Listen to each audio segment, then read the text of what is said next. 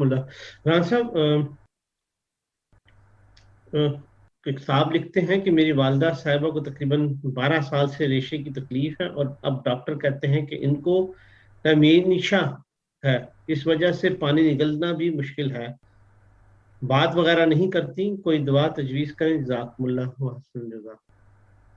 रेशे की तकलीफ है और डायमेंशिया लिखा हुआ, डायमेंशिया। डिमेंशिया। अच्छा, डिमेंशिया हो गया उनको।